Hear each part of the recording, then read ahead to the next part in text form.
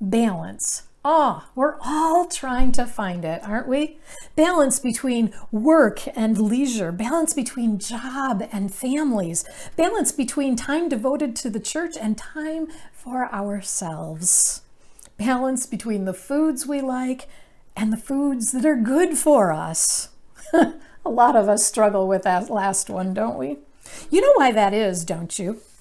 The story goes like this. In the beginning, God created the heavens and the earth was without form and void, and darkness was over the face of the deep. And Satan said, it doesn't get any better than this. And God said, let there be light. And there was light. And God said, let the earth bring forth grass, the herb yielding seed, and the fruit tree yielding fruit. And God saw that it was good. And Satan said, there goes the neighborhood. And God said, let us make humankind in our image. And so God created humankind in their own image. Male and female, God created them. And God looked upon man and woman and saw that they were lean and fit. And Satan said, I know how to get back into this game. So God populated the earth with broccoli and cauliflower and spinach, green and yellow vegetables of all kinds, so man and woman would live long and healthy lives. And Satan created McDonald's.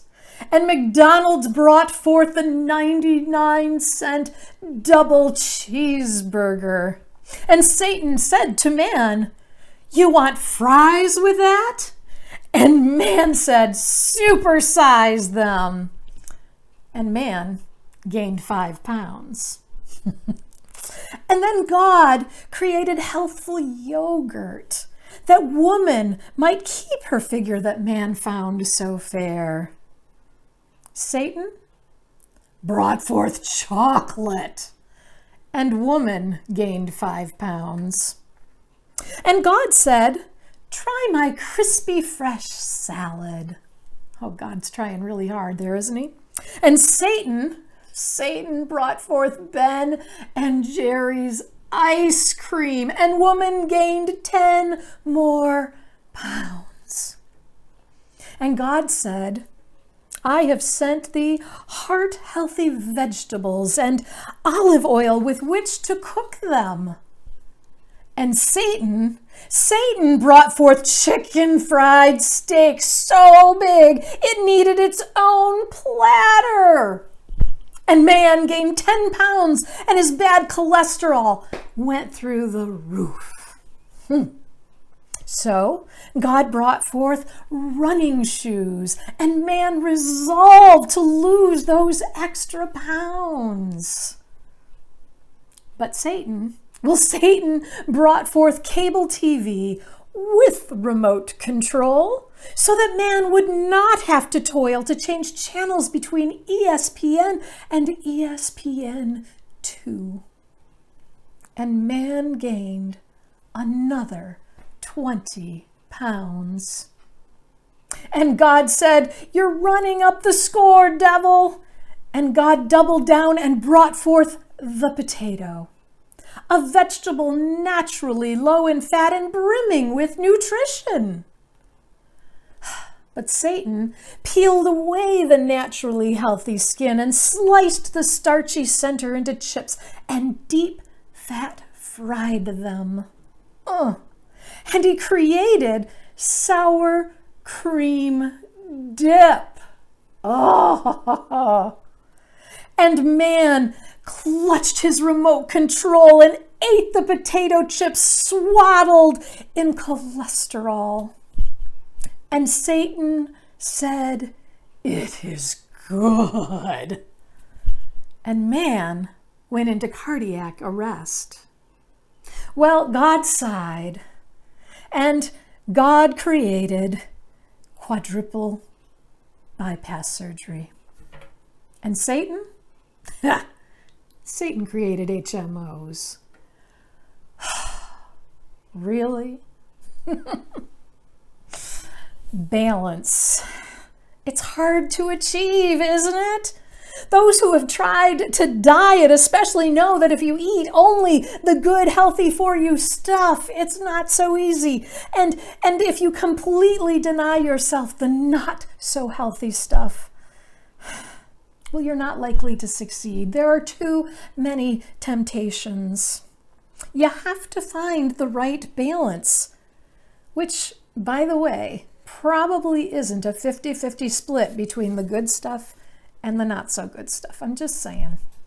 So with so much out there tempting us away from health and peace and centeredness, balance is so hard to achieve in our lives. And it isn't always the bad stuff, right, that tempts us away either. Too much of a good thing can also put us out of whack.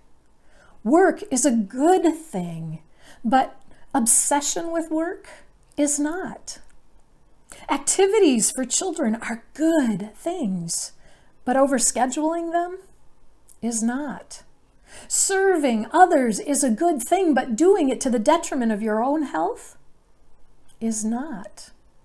There has to be a balance of some sort. You know, when I think about what an unbalanced life looks like, and particularly about what it does to a person, I think about Martha, Mary and Lazarus' sister. The story I'm talking about can be found in Luke 10. Listen to this. Now as they, Jesus and his disciples, went on their way, he entered a certain village where a woman named Martha welcomed him into her home. She had a sister named Mary who sat at the Lord's feet and listened to what he was saying. But Martha was distracted by her many tasks. So she came to him and asked, "Lord, do you not care that my sister has left me to do all the work by myself? Tell her then to help me." The Lord answered her, "Martha, Martha, you are worried and distracted by many things. There is need of only one thing. Mary has chosen the better part, which will not be taken away from her." Martha definitely is worried and distracted by many things and has put her way out of balance. Now, to be fair, can we blame her, really? I mean, how would you feel if Jesus and a bunch of his friends suddenly showed up at your doorstep? No phone call, no notice, just surprise! We've come to see you. You see, in Martha's culture, hospitality was expected. There was no Motel 8 keeping a light on, and there was no McDonald's ready to serve up a quick hot meal. So if someone showed up at your doorstep, you offered water to clean the dust and dirt off of their feet. You offered oil to soothe their dry skin. You offered food and shelter and anything else that your guest might have need of. To do anything less really would have been unheard of. So Martha is definitely worried and distracted by many things. Our lives are like that too, aren't they? There are so many things expected of us, and it pulls us off balance. Necessary things, good things, expected things. But it all puts our emotions out of sorts, or at least it can, and it pushes us to act in ways that we never would under other circumstances, like yelling at the Lord, right? And then suddenly Jesus and his friends, combined with the expectations of her society, puts Martha in a state. Understandably, she's ticked off at her sister Mary, and a little bit at Jesus too. I mean, Mary's not helping with the hospitality stuff like she's supposed to, and Jesus is letting her get away with it.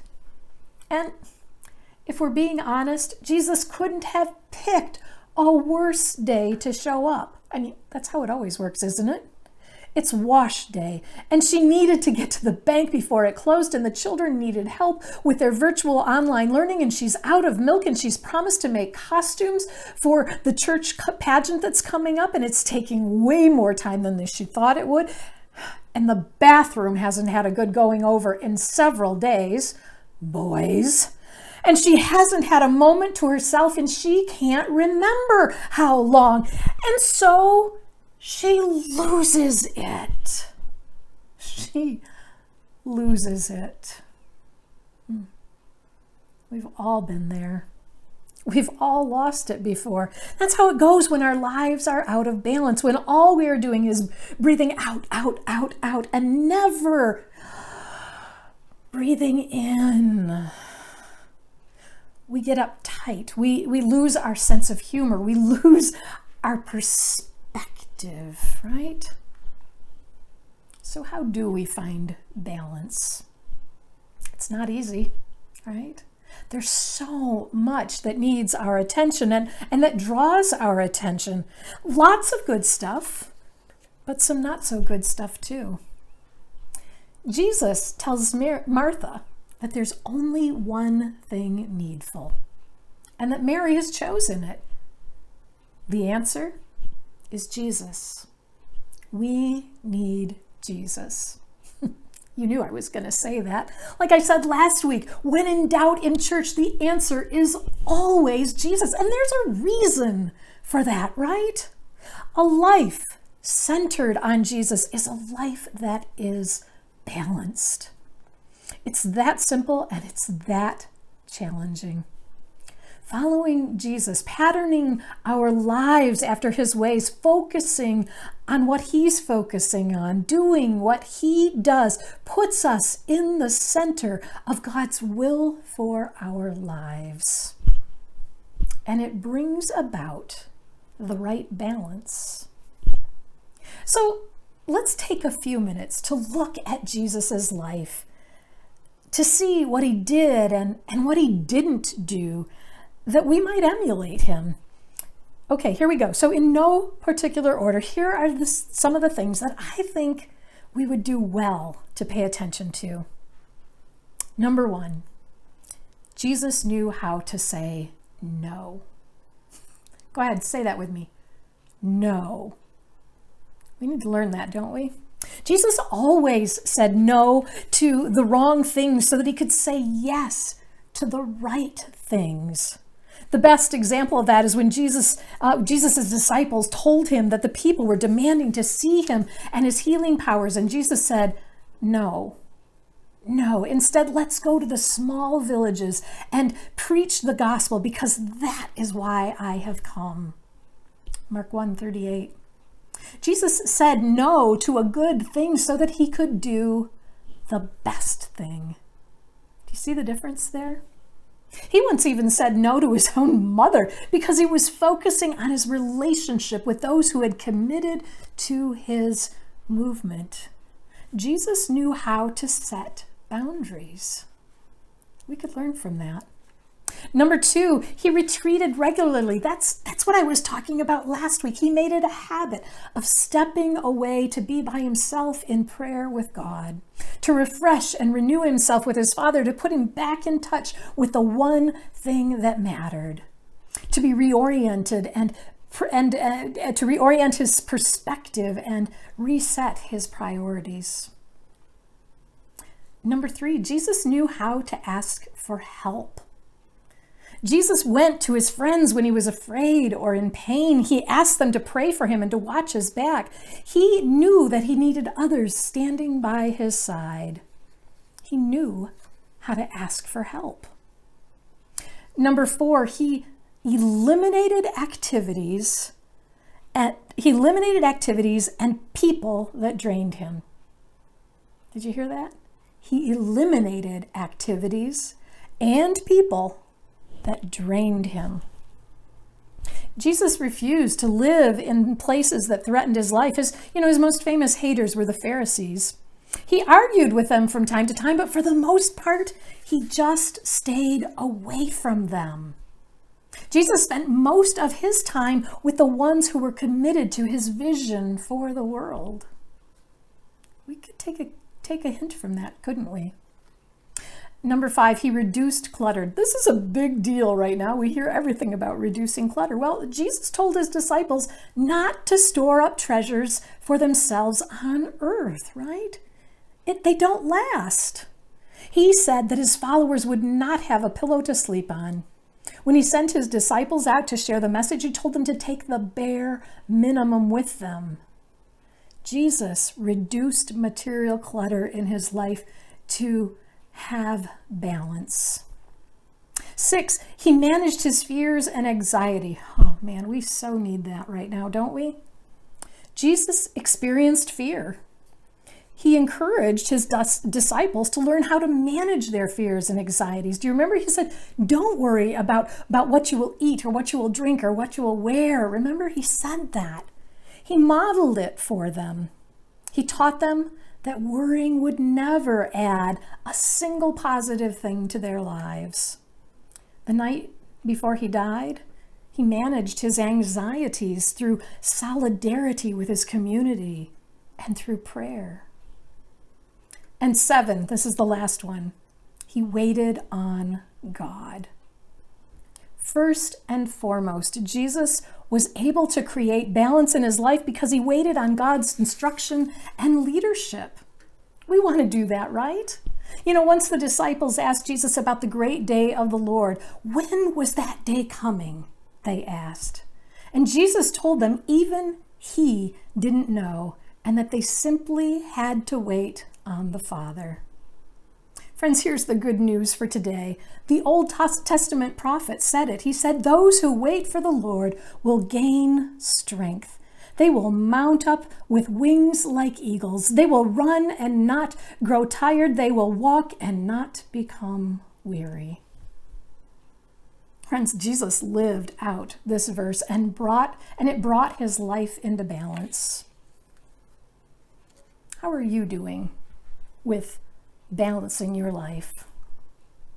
Is Jesus at the center? If not, what are you waiting for? Amen. Amen.